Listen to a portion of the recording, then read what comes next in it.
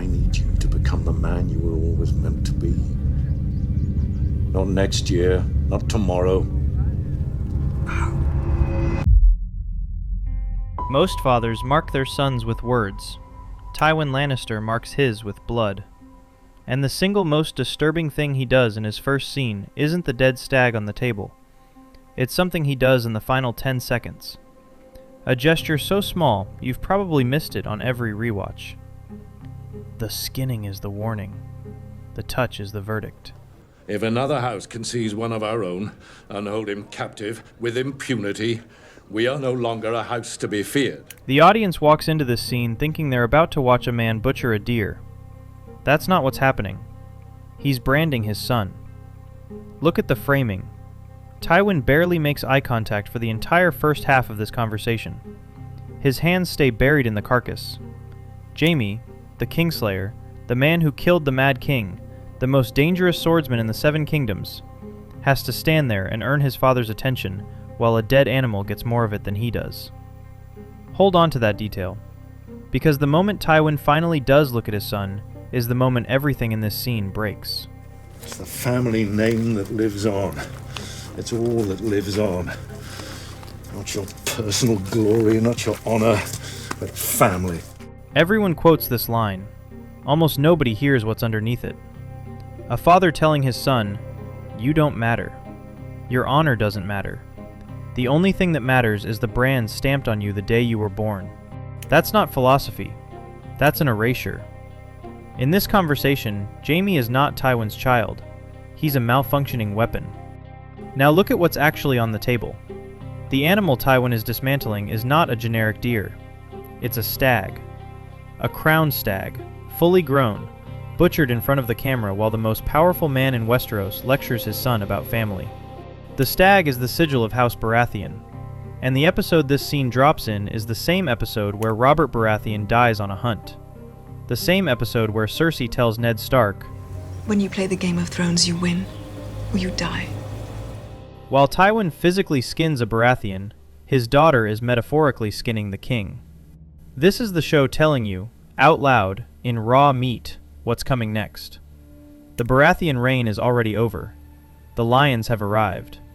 They're just deciding which cuts to keep. Here's the thing nobody tells you about this scene. It wasn't even written for Tywin. In the books, the entire moment, the Lord, the dead deer, the cold lecture, belongs to a completely different character. A man named Randall Tarley. And he isn't lecturing the Kingslayer. He's terrorizing a frightened fat boy named Samwell. At dawn, Sam is led into the woods to find his father.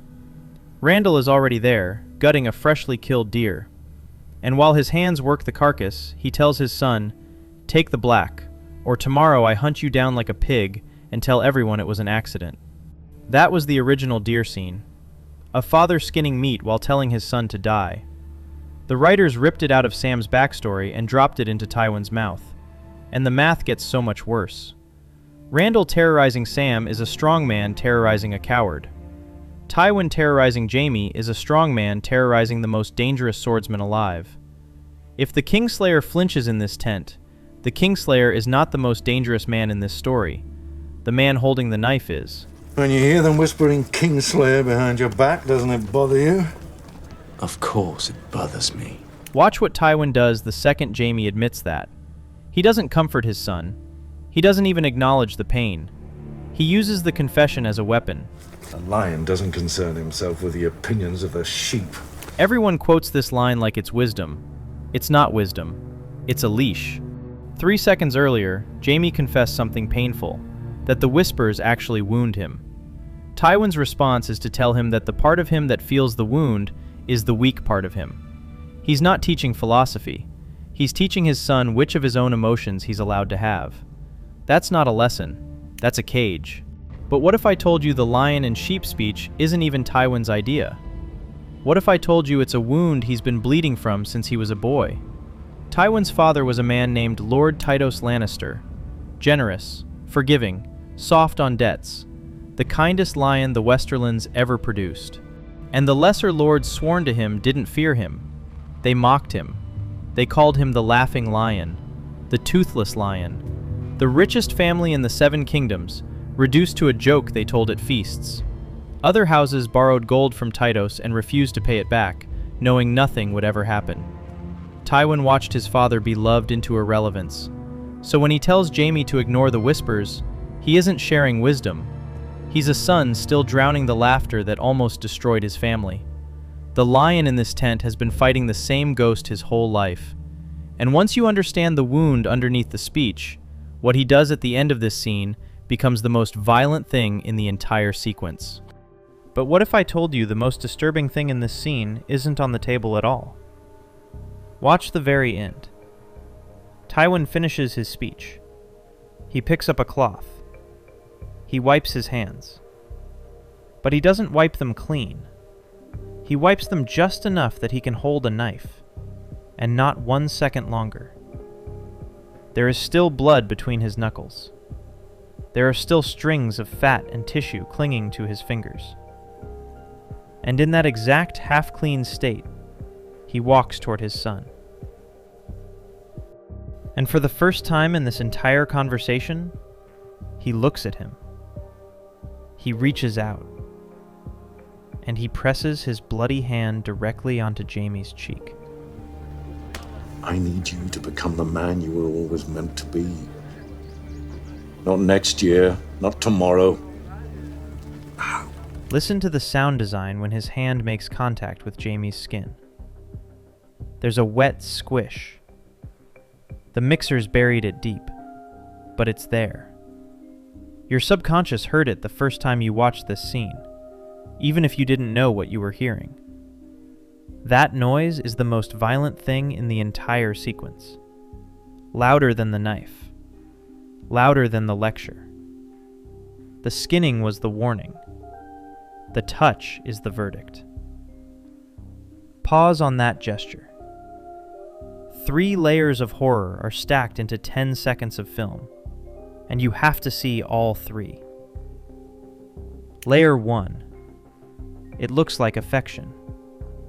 A father cupping his son's face. That's the cover the scene gives you.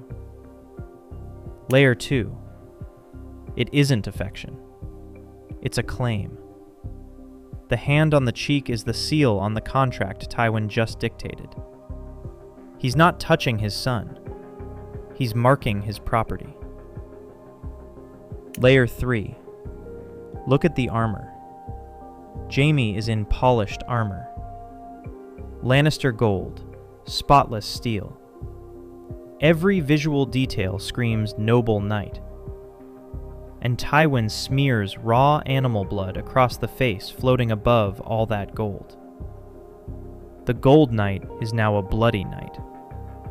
The clean honor is now a dirty inheritance. Tywin is physically wiping the lie of Jaime's identity off, right in front of him, and replacing it with the truth. You are not a hero. You are a Lannister. And Lannisters look like this. If you just felt your understanding of this character crack open even slightly, that's the like button earning itself. No one needs to tell you. Hi, I'm Nick, you're watching Cynic Cults, and we're just getting started. Now look at the gesture one more time, because there's something hidden inside it that doesn't land until 2 seasons later. Tywin brands Jaime with a hand. 2 seasons later, that hand is gone. Not Tywin's, Jaime's. The right one. The sword hand. The hand that killed the Mad King. Severed in a torchlit clearing while Jaime screams. Yeah, this should help you remember. The exact part of his body that defined him. Gone in a single swing. Now go back to the tent. The father presses his bloody hand to his son's face to say, this is what hands do. They take. They claim. They mark. And then the show takes Jaime's hand away. The thing Tywin used to dominate his son is the exact thing Jaime loses the moment he stops being his father's weapon. The bloody hand on the cheek wasn't psychology. It was prophecy. The scene is the wound. Harrenhal is just the cut. This is also where you find out how confident the writers were that this image was working. They tried to use it again. In Season 3, before the Red Wedding, they filmed an almost identical scene. Tywin on a beach, knife in hand, methodically gutting a freshly caught fish. The fish was not random. It was a trout. The sigil of House Tully. The family of Catelyn Stark. A few days of showtime later, Catelyn Stark, her son, her armies, and her family are slaughtered at the Red Wedding, an event Tywin orchestrated while a trout died at his hands. Stag for the Baratheons, trout for the Tullys. The pattern is the same. Tywin doesn't show up to the slaughter. He prepares dinner with the corpse of the people he's killing.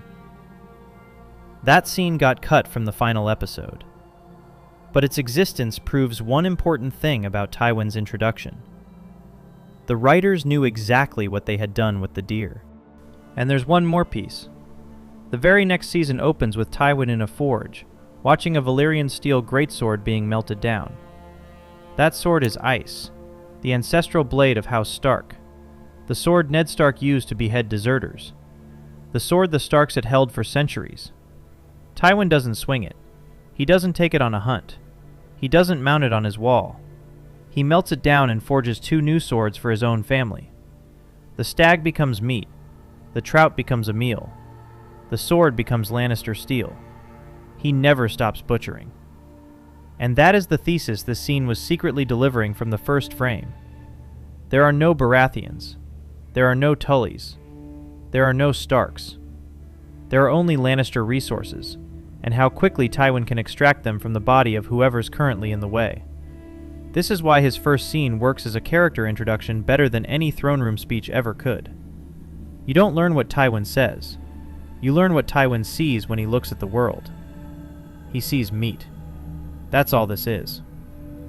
So here's the question I want you to sit with. When Tywin presses his bloody hand onto Jaime's face, is that a man who loves his son the only way he knows how? Through ownership? Or is it the exact moment Tywin guarantees Jaime will eventually betray him? Because somewhere between this tent and Tywin dying on a privy with a crossbow bolt in his chest, Jaime stops being his father's weapon. Tell me where you think that turn really begins. Drop it in the comments. I want to read every single answer. I don't chase subscribers. I find people who see stories differently. If you're still here, if what I just showed you made the version you had in your head feel incomplete, then you're one of us. We're building an empire of people who watch a scene once for the story and 10 times for the truth. And if you're still here, you're already one of us. You know what to do. Tywin marked Jaime with a bloody hand, but the most disturbing thing Tywin ever did wasn't with a knife at all. It was when he sat completely still for an entire war. When Robert's rebellion tore the 7 kingdoms apart, the most powerful lord in Westeros stayed silent. No banners, no army, no side picked. And in a bathtub years later, Jaime confesses to Brienne exactly what his father was doing during all those months of silence. The reason is colder than anything he does in the deer tent. That video is right here. And once you watch it, you'll never see Tywin's rise to power the same way again. See you there. Until then, stay cult.